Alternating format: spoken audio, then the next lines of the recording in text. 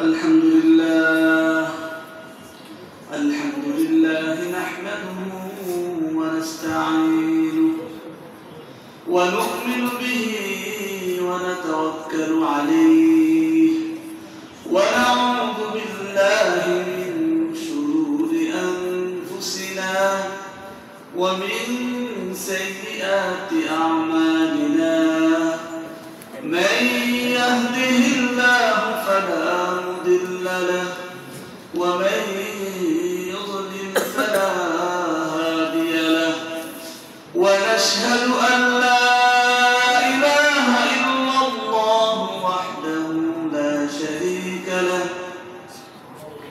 ونشهد أن سيدنا وحبيبنا وحبيب ربنا ومولانا محمدا عبده ورسوله أما بعد فأعوذ بالله من الشيطان الرجيم بسم الله الرحمن الرحيم إنا أرسلناك شاهدا ومبشرا ونذيرا وداعيا إلى الله بإذنه وسراجا منيرا وقال تعالى في آية أخرى وما أرسلناك إلا رحمة للعالمين بلغ العلا بكماله كشف الدجى بجماله حسنت جميع خصاله صلوا عليه وآله اللهم صل على محمد وعلى آل محمد كما صليت على إبراهيم وعلى آل إبراهيم إنك حميد مجيد اللهم بارك على محمد وعلى آل محمد كما باركت على إبراهيم وعلى آل إبراهيم إنك حميد مجيد سيد الكونين ختم المرسلين آخر مذهب فخر الأولين آخر مذهب فخر الأولين شذ وجودش رحمة للعالمين شذ وجودش رحمة للعالمين مسجد شذ همالو یہ زمین مسجد شذ همالو یہ زمین صد ہزارہ رحمت جا آفری صد ہزارہ رحمت جا آفری بروے و بر آل پاک طاہری بروے و بر آل پاک طاہری ہر دم ازما صد درود و صد سلام ہر دم ازما صد درود و صد سلام بر رسول و آل اصحاب اجتماع بر رسول و آل اصحاب اجتماع الحمد لله সমস্ত প্রশংসা সে আল্লাহ পাক রব্বুল আলামিনের যে আল্লাহ পাক রব্বুল আলামিন আমাকে আপনাকে মুসলমান বানিয়েছেন শুধু তাই নয় যে আল্লাহ পাক রব্বুল আলামিন আমাকে আপনাকে এই দুনিয়ার মুখে যত মাখলুকাত আছে যত সৃষ্টি আছে সবচেয়ে উত্তম যিনি আল্লাহ পাক রব্বুল আলামিনের কাছে যে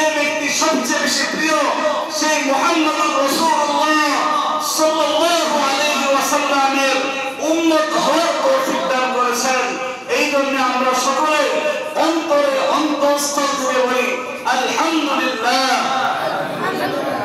মুহতারাম হাজিরিন, মুহাম্মদুর রাসূলুল্লাহ সাল্লাল্লাহু আলাইহি ওয়াসাল্লাম দুনিয়াতে আল্লাহ পাক রব্বুল আলামিন যত মাখলুকাত সৃষ্টি করেছেন, সব মাখলুকাতের মধ্যে চাই সে জিন হোক, চাই সে ফেরেশতা হোক, চাই সে মানুষ হোক, যত মানুষ আছে, যত জিন আছে, যত ফেরেশতা আছে, সবার চেয়ে উত্তম, সবার চেয়ে উৎকৃষ্ট, সবার চেয়ে প্রিয়, সবার চেয়ে মাহবুব ব্যক্তি হলো মুহাম্মদুর রাসূলুল্লাহ সাল্লাল্লাহু আলাইহি ওয়াসাল্লাম। সেই মুহাম্মদুর রাসূলুল্লাহ সাল্লাল্লাহু আলাইহি ওয়াসাল্লামের উম্মত হওয়ার জন্য আল্লাহ পাক রব্বুল আলামিন আমাকে আপনাকে তৌফিক দান করেছেন। মুহতারাম হাজিরিন, সেই মুহাম্মদুর রাসূলুল্লাহ সাল্লাল্লাহু আলাইহি ওয়াসাল্লামের জীবন আদর্শ নিয়ে আজকের আমার আলোচনা। এই মানব সভ্যতায় মহানবী মুহাম্মদুর রাসূলুল্লাহ সাল্লাল্লাহু আলাইহি ওয়াসাল্লামের কি অবদান ছিল সেটাই আজকের আলোচ্য বিষয়। সেই সম্পর্কে ইনশাআল্লাহ কোরআন হাদিসের আলোকে কিছু আলোচনা করার জন্য চেষ্টা করব। ওয়া তাওফীকি ইল্লা বিল্লাহ। মুহতারাম হাজিরিন, আল্লাহ পাক রব্বুল আলামিন এই পৃথিবীতে মানব জাতি এবং জিন জাতিকে পাঠিয়েছিলেন আর মানব জাতির হেদায়েতের জন্য যুগে যুগে অসংখ্য নবী এবং রাসূলদেরকে প্রেরণ করেছেন। যখনই মানুষ আল্লাহ পাক রব্বুল আলামিনের সাথে শিরকে লিপ্ত হয়েছে, যখনই মানুষ মূর্তি পূজায় লিপ্ত হয়েছে, যখনই মানুষ একে অন্যের উপর জুলুম করেছে, যখনই মানুষ দুনিয়াতে পাপাচারে লিপ্ত হয়েছে, একে অন্যের উপর জুলুম করেছে, একে অন্যের মাল আত্মসাৎ করেছে, একজন আরেকজনের ইজ্জতকে নষ্ট করেছে, তখন আল্লাহ পাক রব্বুল আলামিন এই মানব সভ্যতার জন্য, মানুষের কল্যাণের জন্য প্রত্যেক যুগে যুগে অসংখ্য নবী এবং রাসূলদেরকে প্রেরণ করেছেন। এরই ধারাবাহিকতায় আল্লাহ পাক রব্বুল আলামিন মুহাম্মদুর রাসূলুল্লাহ সাল্লাল্লাহু আলাইহি ওয়াসাল্লামকে মক্কা নগরীতে আল্লাহ পাক রব্বুল আলামিন মুহাম্মদুর রাসূলুল্লাহ সাল্লাল্লাহু আলাইহি ওয়াসাল্লামকে প্রেরণ করেছিলেন।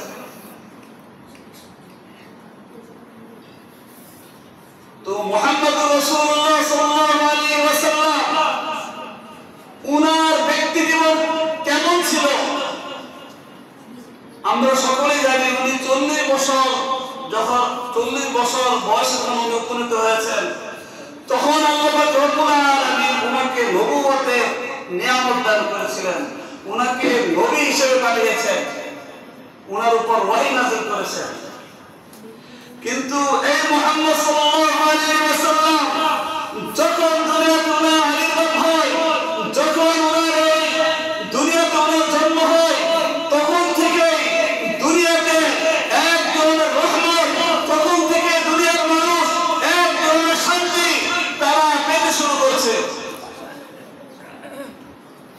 এই মুহাম্মদুর রাসূলুল্লাহ সাল্লাল্লাহু আলাইহি ওয়াসাল্লাম যখন জন্ম হওয়ার পর হালিমা সাদিয়া রাদিয়াল্লাহু আনহার ঘরে উনি দুধ পান করেছেন। উনার স্তন থেকে দুধ আসতো না, কিন্তু যখন থেকে মুহাম্মদুর রাসূলুল্লাহ সাল্লাল্লাহু আলাইহি ওয়াসাল্লাম দুধ খাওয়ার জন্য চেষ্টা করলেন, এই পরিমাণ দুধ আসতো, মুহাম্মদুর রাসূলুল্লাহ সাল্লাল্লাহু আলাইহি ওয়াসাল্লাম খেয়ে উনার যে দুধ পাইছিল সেই দুধ বাড়াতে হয়ে যেত। মুহাম্মদুর রাসূলুল্লাহ সাল্লাল্লাহু আলাইহি ওয়াসাল্লাম উনাকে মক্কা নগরের মানুষ আল আমির উপাধিতে ভূষিত করত, অথচ তখনও তিনি নবী ছিলেন না। কিন্তু উনার ভিতর সততা ছিল। হযরত খাদিজাতুল কুবরা রাদিয়াল্লাহু আনহা উনার সততা দেখে উনাকে উনার ব্যবসায়িক কাজে নিয়োজিত করেছিলেন। খাদিজা রাদিয়াল্লাহু আনহা ছিলেন মক্কা নগরীর একজন সম্ভ্রান্ত মহিলা এবং একজন ব্যবসায়ী মহিলা ছিলেন। উনি মুহাম্মদুর রাসূলুল্লাহ সাল্লাল্লাহু আলাইহি ওয়াসাল্লামের সততা দেখে এমন ভাবে মুগ্ধ হন, মুহাম্মদুর রাসূলুল্লাহ সাল্লাল্লাহু আলাইহি ওয়াসাল্লামের আমানত দারিদ্র দেখে উনি এত আকৃষ্ট হন যে উনার ব্যবসার কাজে মুহাম্মদুর রাসূলুল্লাহ সাল্লাল্লাহু আলাইহি ওয়াসাল্লামকে নিয়োগ দিয়েছেন। যার ফলে মুহাম্মদুর রাসূলুল্লাহ সাল্লাল্লাহু আলাইহি ওয়াসাল্লাম যখন খাদিজাতুল কুবরা রাদিয়াল্লাহু আনহার ব্যবসায়িক কাজে যখন উনি বিভিন্ন দেশে সফর করেছেন, বিভিন্ন অঞ্চলে সফর করেছেন, সেখানে উনি ব্যবসা করার পর ব্যবসার সফলতার কারণে আমানত দারিদ্রের কারণে উনি বিপুল পরিমাণ লাভবান হয়েছেন।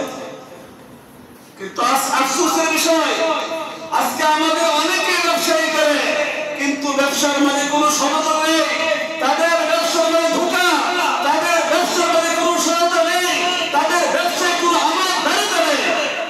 আজকে তারা ব্যবসা করে, ব্যবসা করতে গিয়ে তারা অসংখ্য আমাদের ব্যবসায়ী ভাইয়েরা মিথ্যা বলে, খাবারের ভিতরে বিষ প্রয়োগ করে, ভেজাল খাবার তারা বাজারে বিক্রি করে।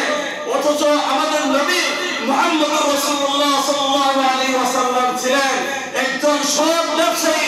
মুহাম্মদুর রাসূলুল্লাহ সাল্লাল্লাহু আলাইহি ওয়াসাল্লাম ছিলেন একজন উত্তম ব্যবসায়ী। মুহাম্মদুর রাসূলুল্লাহ সাল্লাল্লাহু আলাইহি ওয়াসাল্লাম ছিলেন একজন আমানতদার ব্যবসায়ী। আজকে আমরা ব্যবসা করছি, মানুষকে বিষ খাওয়াচ্ছি শুধুমাত্র কিছু পয়সা উপার্জন করার জন্য, সামান্য কিছু লাভ উপার্জন করার জন্য। আজকে ফলের ভিতরে আমরা বিষ প্রয়োগ করছি যেন এই ফলটা বেশি দিন টিকে থাকে। মোহতারাম হাজিরিন, এই যে অসাধু ব্যবসায়ী আছে যারা ভেজাল পণ্য বাজারে বিক্রি করে, যেই পণ্য খেয়ে মানুষের ক্যান্সারে আক্রান্ত হয়, যেই পণ্য খেয়ে মানুষ বিভিন্ন রোগে আক্রান্ত হয়, এটা আমরা স্পষ্ট বলতে চাই কোরআন হাদিসের আলোকে এই ধরনের ব্যবসা কোনো করে তার ব্যবসাটা হয়ে যাবে, কিন্তু এই ব্যবসার লাভ তার জন্য ভক্ষণ করা পুরোতেই জায়েজ হবে না। আজকে ব্যবসা করে কত ভালো কাজ, কিন্তু আজকে ব্যবসাতে আমি ব্যবসায়িক যে পণ্য আছে সেই পণ্যকে আমি আজকে ধোঁকা দেই, মানুষকে ভেজাল পণ্য বিক্রি করি।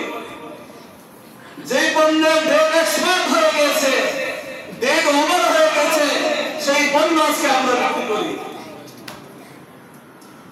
সাময়িক কিছু লাভের জন্য। মোহতারাম হাজিরিন, ব্যবসা করা কোনো খারাপ কোনো জিনিস নয়, কিন্তু ব্যবসা করতে হবে মুহাম্মদুর রাসূলুল্লাহ সাল্লাল্লাহু আলাইহি ওয়াসাল্লামের মতো, ব্যবসা করতে হবে আবু বকর রাদিয়াল্লাহু আনহুর মতো, ব্যবসা করতে হবে ওমর রাদিয়াল্লাহু আনহুর মতো, ব্যবসা করতে হবে উসমান রাদিয়াল্লাহু আনহুর মতো, ব্যবসা করতে হবে ইমাম আবু হানিফা রাহিমাহুল্লাহর মতো। যে ব্যবসায় কোনো সুদ থাকবে না, যে ব্যবসায় কোনো মিথ্যা কথা থাকবে না, যে ব্যবসায় কোনো বেদাত থাকবে না, যে ব্যবসায় কোনো সুদ থাকবে না, যে ব্যবসায় কোনো ঘুষ থাকবে না, যে ব্যবসায় কোনো সিন্ডিকেট থাকবে না। এবার ব্যবসা করতে চাও, এবার ব্যবসা করতে চাও, তাহলে মুহাম্মদুর রাসূলুল্লাহ সাল্লাল্লাহু আলাইহি ওয়াসাল্লামকে অনুকরণ করো, সাহাবীদের অনুকরণ করো, তাবেঈদের অনুকরণ করো, তাবেঈদের অনুকরণ করো। তাহলে তোমার এই ব্যবসা দুনিয়াতেও সফল কাম হবে, এই ব্যবসার কারণে আখিরাতেও সফল কাম হবে। পক্ষান্তরে তোমার ব্যবসা যদি হয় সিন্ডিকেট নির্ভর, তোমার ব্যবসা যদি হয় সুদ নির্ভর, তোমার ব্যবসা যদি হয় ভেজাল পণ্যের উপর নির্ভর, তাহলে তুমি জেনে রাখো এই ব্যবসা তোমার জন্য দুনিয়াতে হারাম হবে, আখিরাতে এর জন্য আল্লাহ পাক রব্বুল আলামিনের কাছে তোমার জবাবদিহিতা করতে হবে। তোমার আজকে হারাম ব্যবসা করলে তোমার হাসর নাসর হবে নবীদের সাথে, তোমার হাসর নাসর হবে আউলিয়া কেরামের সাথে, তোমার হাসর নাসর হবে সাহাবা কেরামের সাথে। পক্ষান্তরে ব্যবসা যদি হয় হারাম ভাবে, তাহলে তোমার হাসর নাসর হবে বেদীনের সাথে, তোমার হাসর নাসর হবে কাফেরদের সাথে, তোমার হাসর নাসর হবে জাহান্নামীদের সাথে। এখন তুমি বেছে নাও কোন ব্যবসা করবা, হালাল তরিকায় ব্যবসা করবা না হারাম তরিকায় ব্যবসা করবা। মুহাম্মদ সাল্লাল্লাহু আলাইহি ওয়াসাল্লামের বদলার তরিকায় ব্যবসা করবা না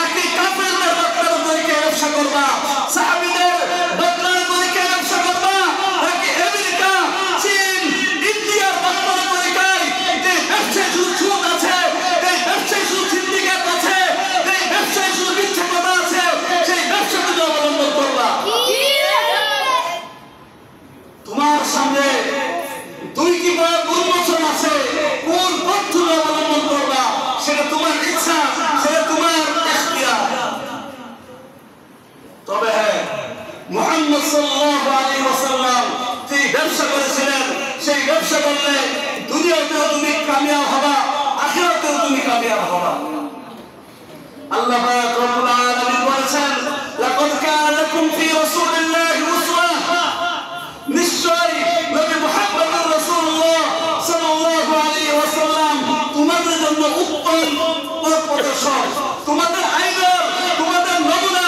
আমাদের নমুনা হবে মুহাম্মদুর রাসূলুল্লাহ সাল্লাল্লাহু আলাইহি ওয়াসাল্লাম, আমাদের আইডল হবে সাহাবায়ে কেরাম রিদওয়ানুল্লাহি আলাইহিম আজমাইন, আমাদের অনুকরণীয় ব্যক্তি হবে তাবেঈন, আমাদের অনুকরণীয় ব্যক্তি হবে তাবেঈ তাবেঈন, আমাদের অনুসরণীয় ব্যক্তি হবে আউলিয়া কেরাম, আমাদের অনুসরণীয় ব্যক্তি হবে উলামায়ে কেরাম। আজকে আমরা অনুসরণ করছি আমেরিকাকে, আজকে অনুসরণ করছি চীনকে, আজকে অনুসরণ করছি রাশিয়াকে, আজকে অনুসরণ করছি ইন্ডিয়াকে, যার কারণে আমাদের সমাজে, আমাদের ব্যক্তি জীবনে, আমাদের রাষ্ট্রীয় জীবনে শুধু অশান্তি আর অশান্তি। পক্ষান্তরে যদি নবী মুহাম্মদুর রাসূলুল্লাহ সাল্লাল্লাহু আলাইহি ওয়াসাল্লামকে আইডল হিসেবে মানতাম, সাহাবীদেরকে আইডল হিসেবে মানতাম, তাবেঈনদেরকে আইডল হিসেবে মানতাম, ওলামায়ে কেরামকে আইডল হিসেবে মানতাম, তাহলে আজকে আমার ব্যক্তি জীবনে শান্তি থাকতো, আমার সামাজিক জীবনে শান্তি থাকতো, আমার পারিবারিক জীবনে শান্তি থাকতো, আমার রাষ্ট্রীয় জীবনে শান্তি থাকতো, আমার বৈশ্বিক জীবনে শান্তি থাকতো। আল্লাহ পাক রব্বুল আলামিন স্পষ্ট বলে দিয়েছেন, ওয়া আরসালনাকা ইল্লা রাহমাতাল লিল আলামিন, হে নবী আমি আপনাকে প্রেরণ করেছি বিশ্ববাসীর জন্য রহমত স্বরূপ। মুহতারাম হাজিরিন, আজকে ব্যবসা আমি করি, কিন্তু আমার ব্যবসা সুদ নির্ভর। যে সুদ নির্ভর ব্যবসা হওয়ার কারণে আজকে যে ব্যক্তি ধনী সেই ধনী হচ্ছে, যে ব্যক্তি গরিব সে দিন দিন গরিবই হচ্ছে। আজকে ব্যবসা পুরো বিশ্বকে নিয়ন্ত্রণ করে মাত্র 1% মানুষ, 1% ধনী ব্যক্তিরা পুরো বিশ্বের অর্থনীতিকে তারা পরিচালনা করে। আর সেই অর্থনীতি চলে সুদ নির্ভর অর্থনীতি, সেই অর্থনীতি চলে মিথ্যা, সেই অর্থনীতি চলে মুনাফাখুরি, সেই অর্থনীতি চলে সিন্ডিকেটের বাণিজ্য। আজকে যে সিন্ডিকেট না থাকতো পণ্যের দাম এত হতো না। আজকে সিন্ডিকেট না থাকলে সাধারণ গরিব মানুষ তারা স্বাচ্ছন্দ্যে পণ্য ক্রয় করে খেতে পারত। আজকে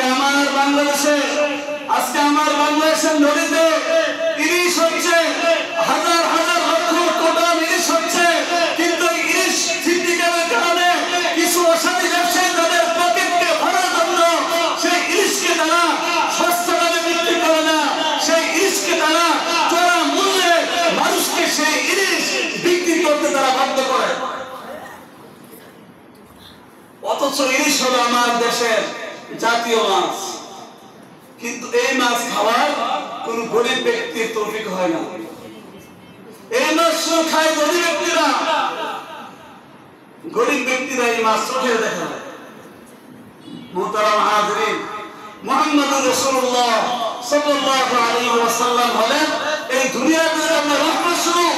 শুধু মুসলমানদের জন্য রহমত স্বরূপ এমন নয়, কাফেরদের জন্য রহমত স্বরূপ।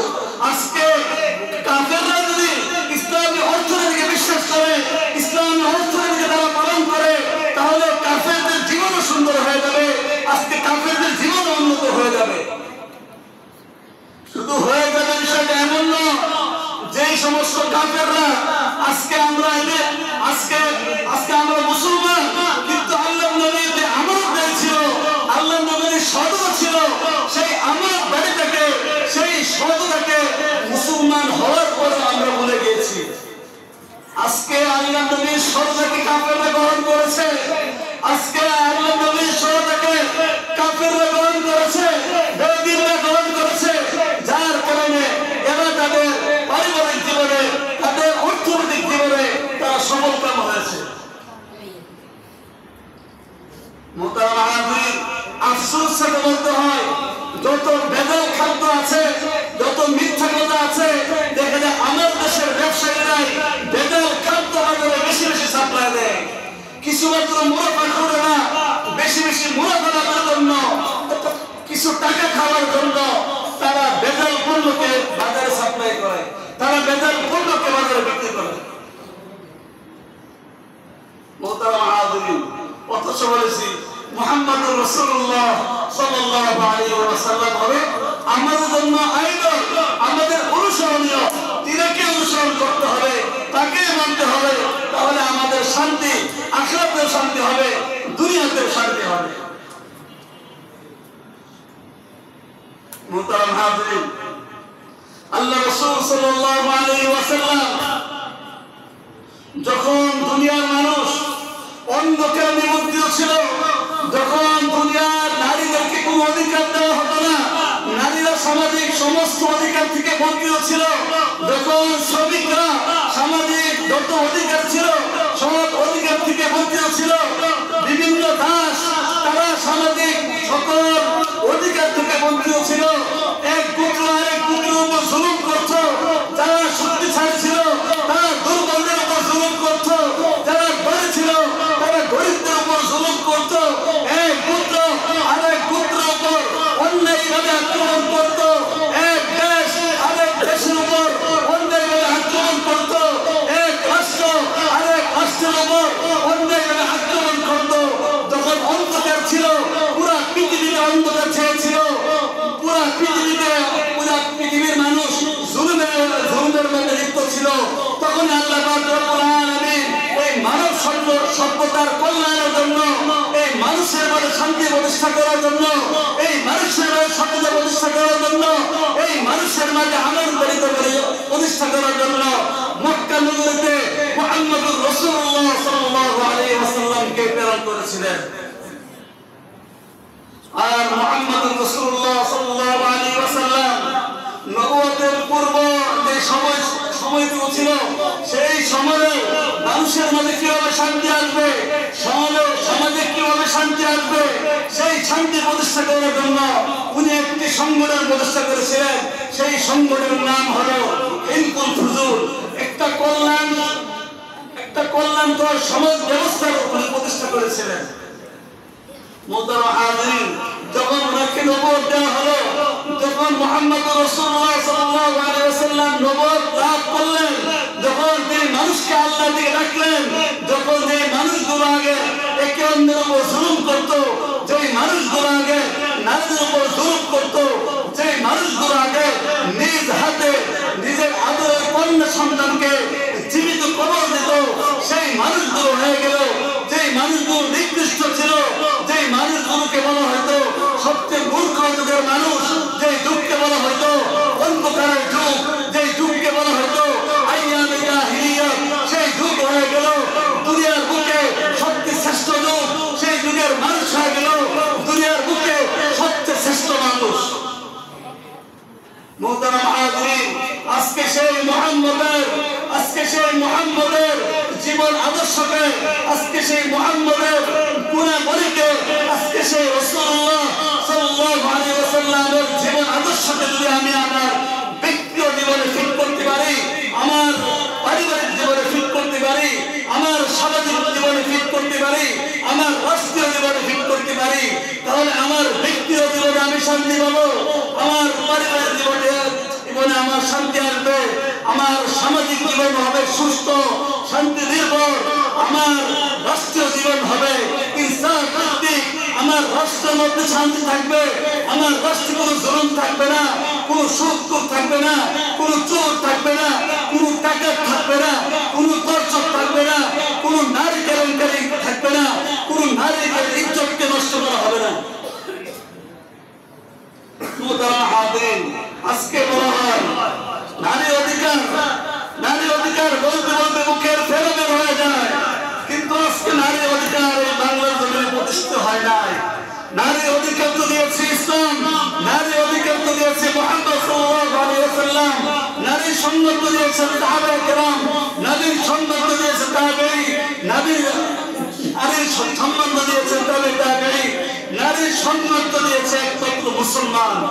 যে নারী ছিল নারী, সেই যে নারী ছিল সমাজের মধ্যে সবচেয়ে অবহেলিত, সেই নারীকে তারা করে হাদিতে পরিণত করেছে। যে এই নারী ছিল সমাজের জন্য দাসী, সেই নারীকে দাসত্ব থেকে মুক্ত করে এই নারীকে তারা তাদের সমাজের আইনেতে পরিণত করেছে। আজকে বলা হয় নারী অধিকার, কিন্তু নারীর যে অধিকার আছে সে অধিকার আদায় করা হয় না। আজকে নারী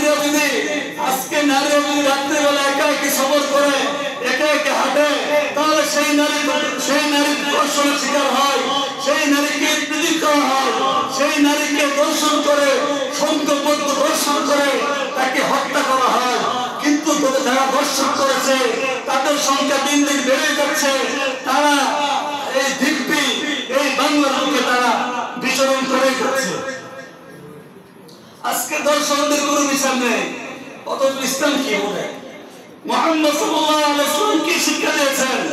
মুহাম্মদ সাল্লাল্লাহু আলাইহি ওয়াসাল্লাম তো বলেছেন যে কোন নারীকে যদি কোন ব্যক্তি, কোন নারীর ইজ্জতকে যদি কোন ব্যক্তি নষ্ট করে, কোন নারীর সাথে যদি কোন ব্যক্তি জিনা করে, তাহলে ওই ব্যক্তিকে পতন নিক্ষেপ করে হত্যা করো। আজকে যদি একজন দর্শককে প্রকাশ্যে হত্যা করা হয়তো, একজন দর্শককে যদি প্রকাশ্যে হত্যা করা হয়তো, তাহলে আর কোন নারী আর দর্শন শিকার হইতো না। তাহলে আর বাংলা জমির কেউ নারী দর্শন শিকার হইতো না। কিন্তু আজকে নারী একের পর এক নারী দর্শন শিকার হচ্ছে, একের পর এক। শুধু যুবতী নারীরা দর্শন শিকার হচ্ছে বিষয়টা এমন নয়, বৃদ্ধ নারীরা দর্শন শিকার হচ্ছে, যুবতী নারীরা দর্শন শিকার হচ্ছে, এমনকি শিশু বাচ্চারাও দর্শন শিকার হচ্ছে। কিন্তু এদের যারা দর্শক করেছে, যারা দর্শক ছিল, যারা দর্শন করেছে, এদের কোন বিচার হচ্ছে না, এদেরকে ফাঁসির কাস্তে দেওয়ানো হচ্ছে না। যার কারণে দিন দিন দর্শকদের সংখ্যা বেড়ে চলছে, দিন দিন দর্শিত নারীদের সংখ্যা বেড়ে চলছে।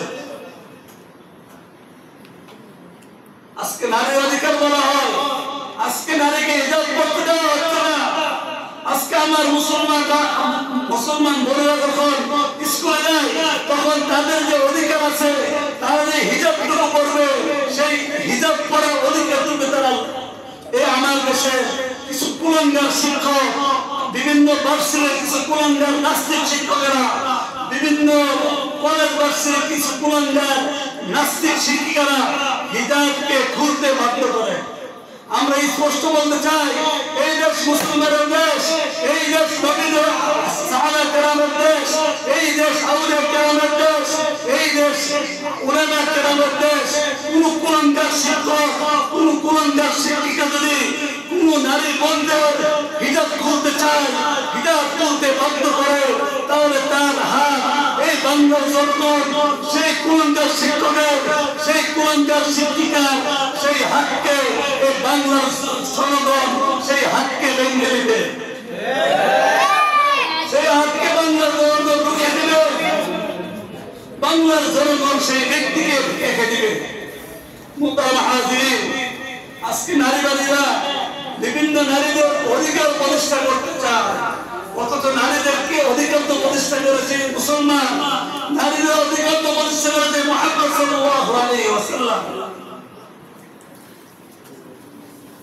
তিনি নারীদেরকে রানী বানিয়েছেন, তিনি নারীদেরকে ঘরের রানী বানিয়েছেন।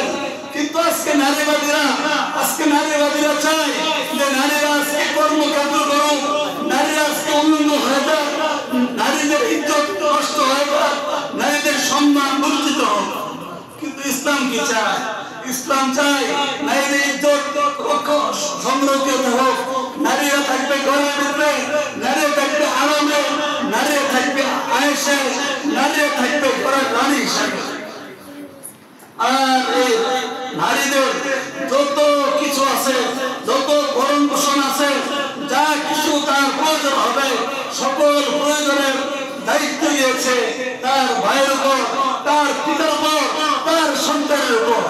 নারীর উপর ইসলাম কোন শুধু নারীর যত খরচ আছে, এই খরচকে ইসলাম নারীর উপর অর্পণ করে নাই। কিন্তু নারীবাদীরা আজকে চায় যে আজকে তুমি নারী, তুমি কোনো কর্ম করে খাও। ইসলাম তো বলে নারী তুমি কর্ম করতে হবে না, তোমার দায়িত্ব নেবে তোমার বাবা, তোমার দায়িত্ব নেবে তোমার স্বামী, তোমার দায়িত্ব নিবে তোমার সন্তান, তোমার দায়িত্ব হবে ইসলামী হুকুমত। যদি তোমার বাবাও না থাকে, তোমার সন্তান না থাকে, তোমার স্বামী না থাকে, তাহলে ইসলামী রাষ্ট্র ব্যবস্থা তোমার দায়িত্ব নেবে। যে দায়িত্ব বিধবা নারীদের দায়িত্ব নিয়েছিলেন কে? মুহাম্মদ সাল্লাল্লাহু আলাইহি ওয়াসাল্লাম। আজকে আমরা মুহাম্মদুর রাসূলুল্লাহ সাল্লাল্লাহু আলাইহি ওয়াসাল্লামের বাতলানো তরিকা যদি আমরা আমল করি, মুহাম্মদুর রাসূলুল্লাহ সাল্লাল্লাহু আলাইহি ওয়াসাল্লামের কে যদি আমরা আমাদের জীবনের জন্য, আমাদের রাষ্ট্রের জন্য, আমাদের সমাজের জন্য আইডল হিসেবে মানি, তাহলে আমাদের ব্যক্তিগত জীবন সুখময় হবে, আমার সামাজিক জীবন শান্তিময় হবে, আমার রাষ্ট্রীয় জীবন শান্তিতে চলবে, আমার রাষ্ট্র সুদ চলবে না, আমার সমাজে কোনো সুদকুট থাকবে না, কোনো দর্শক থাকবে না, সমাজে কোনো ব্যভিচার থাকবে না, সমাজে কোনো অন্যায় থাকবে না, কোনো অনাচার থাকবে না, কোনো চোর থাকবে না, কোনো মাদক আসক্তি থাকবে না, কিছুই থাকবে না। সমাজ হবে একটি সুন্দর সমাজ, সমাজ হবে শান্তির সমাজ, সেই সমাজের মধ্যে ইনসাফ প্রতিষ্ঠা হবে, সেই সমাজে শুধু শান্তি আর শান্তি থাকবে। মোহতারাম হাজিরিন, এমন সমাজের জন্য, এমন শান্তিময় সমাজের জন্য, সুদ মুক্ত সমাজের জন্য, ঘুষ মুক্ত সমাজের জন্য, জিনা মুক্ত সমাজের জন্য, ঘুষ মুক্ত সমাজের জন্য, ব্যভিচার মুক্ত সমাজের জন্য, চোর মুক্ত সমাজের জন্য, ডাকাত মুক্ত সমাজের জন্য, সিন্ডিকেট মুক্ত সমাজের জন্য মুহাম্মদুর রাসূলুল্লাহ সাল্লাল্লাহু আলাইহি ওয়াসাল্লামকে আল্লাহ পাক রব্বুল আলামিন এই দুনিয়াতে প্রেরণ করেছিলেন। কিন্তু আফসোসের বিষয় হলো আজকে আমরা উন্নয়ন চাই, কিন্তু কিভাবে উন্নয়ন হবে সেই রাস্তা আমরা বলে গেছি। কিভাবে উন্নতি হবে, কিভাবে আমরা সফলতা হব, সেই সফলতার চাবিকাঠিকে আমরা বলে গেছি। সেই সফলতার চাবি তো ইসলামের হাতে, সেই সফলতার চাবি তো মুহাম্মদের হাতে, সেই সফলতার চাবি তো মুহাম্মদের সাহাবীদের হাতে, সেই সফলতার চাবি তো তাবেঈদের হাতে, সেই সফলতার চাবি তো তাবেঈদের হাতে, সেই সফলতার চাবি তো মুসলমানদের হাতে, সেই সফলতার হাতে তো ইসলামের পথে। কিন্তু আজকে যেখানে সফলতা সেখানে না খুঁজে আজকে আমরা সফলতা করছি আমেরিকার পথে, আজকে সফলতা করছি চীনের পথে, আজকে সফলতা চাচ্ছি ইন্ডিয়া থেকে, আজকে সফলতা চাচ্ছি রাশিয়া থেকে। যার কারণে আমার সমাজে সুদ দিন দিন বেড়ে চলছে, আমার দেশে ঘুষ দিন দিন বেড়ে চলছে, আমার দেশে দর্শকদের সংখ্যা দিন দিন বেড়ে চলছে, আমার সমাজে সিন্ডিকেট বাণিজ্য বেড়ে চলছে, আমার দেশের রাষ্ট্রপ্রধানরা এই দেশের মুসলমানদের উপর, এই দেশের মানুষের উপর বিভিন্নভাবে জুলুম করে যাচ্ছে। মোহতারাম হাজিরিন, সঠিক পথ চাই, কোথায় গেলে সফলতা পাবো সেই পথকে অবলম্বন করতে হবে, কোথায় গেলে শান্তি আসবে সেই পথকে অবলম্বন করতে হবে। শান্তি হলো ইসলামে, শান্তি হলো মুহাম্মদ সাল্লাল্লাহু আলাইহি ওয়াসাল্লামের আদর্শে। শান্তি আমেরিকার পদ্ধতিতে কোনো শান্তি নেই, চীনের বাতলার পদ্ধতিতে শান্তি নেই, রাশিয়ার বাতলার পথে শান্তি নেই, ইন্ডিয়ার বাতলার পথে কোনো শান্তি নেই। এই জন্য তো আল্লাহ পাক রব্বুল আলামিন বলেছিলেন, ওয়া আরসালনাকা ইল্লা রাহমাতাল লিল আলামিন, হে নবী আমি আপনাকে পুরো বিশ্ববাসীর জন্য রহমত স্বরূপ প্রেরণ করেছি। আজকে যখন দর্শন হয়, দর্শন শুধু মুসলমানদেরকেই করা হয় না, দর্শিত হয় হিন্দুরা, দর্শিত হয় মুসলমানগণ, দর্শিত হয় বৌদ্ধরা, দর্শিত হয় খ্রিস্টানরা, দর্শিত হয় ইহুদিরা। ইসলামের হুকুমত যদি ইসলামী রাষ্ট্র ব্যবস্থা থাকলে আজকে মুসলমানরা যেমন মুসলমান বন্ধের ইজ্জত যেমন সংরক্ষিত থাকতো, হিন্দু বন্ধের ইজ্জত সংরক্ষিত থাকতো, ইহুদি বন্ধের ইজ্জত সংরক্ষিত থাকতো, নাসারাদের আর খ্রিস্টান বন্ধের ইজ্জত সংরক্ষিত থাকতো। কিন্তু আজকে আমরা শান্তি চাই, নারী অধিকার চাই, কিন্তু ইসলামের যে নারী অধিকার দিয়েছে সেই নারী অধিকারকে আমরা বলে গিয়েছি।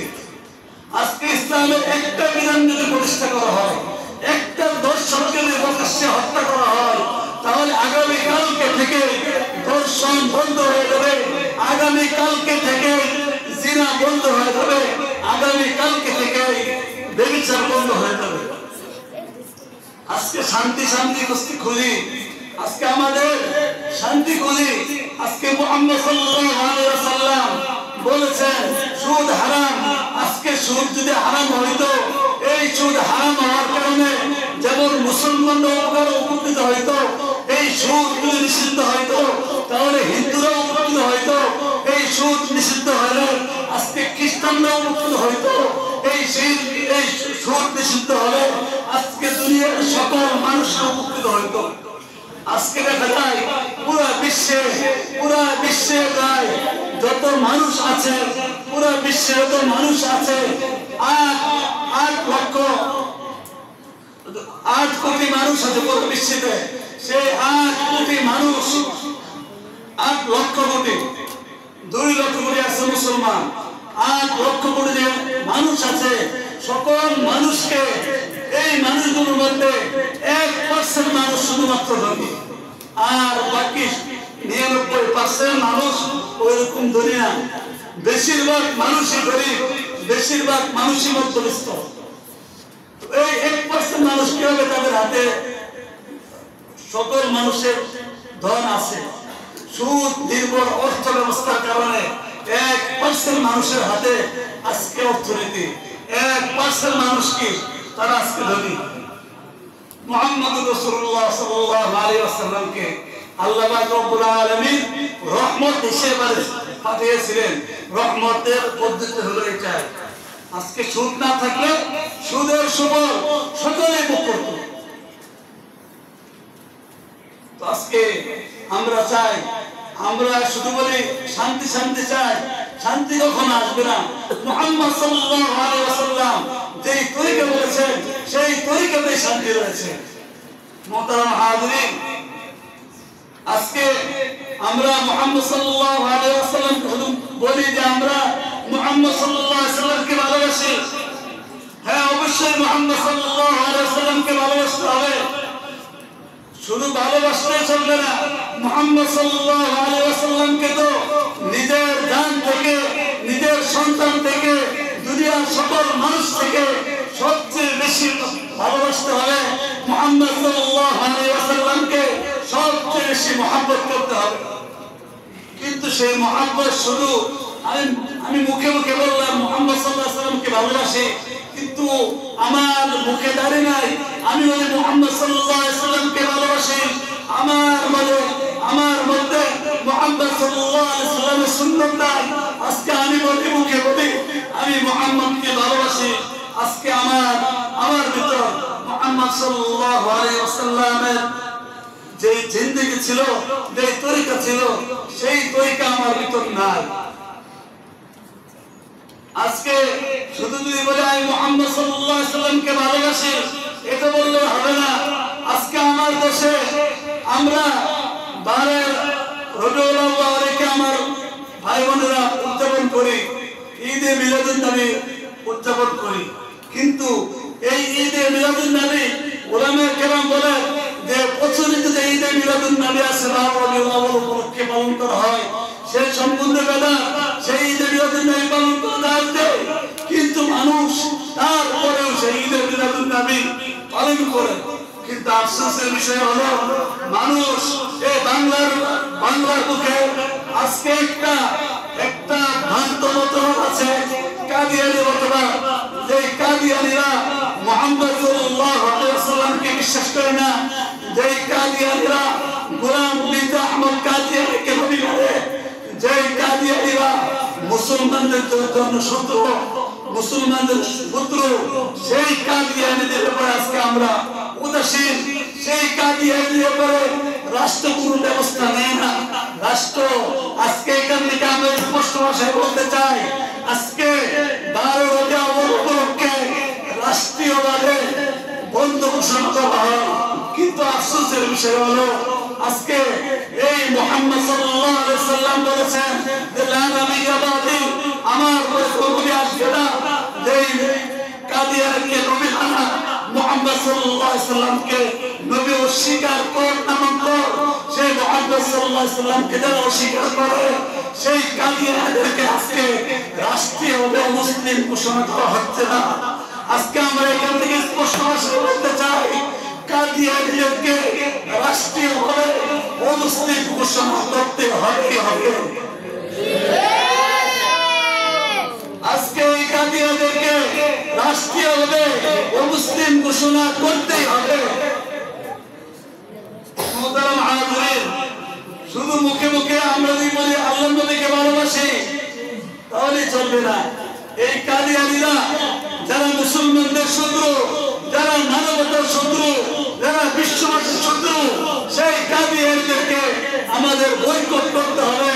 সেই কাদিয়ানীদেরকে রাষ্ট্রীয়ভাবে নিষিদ্ধ ঘোষণা করার জন্য যদি রক্ত দেওয়া কে কেউ রক্ত দেওয়ার জন্য রাজি আছে?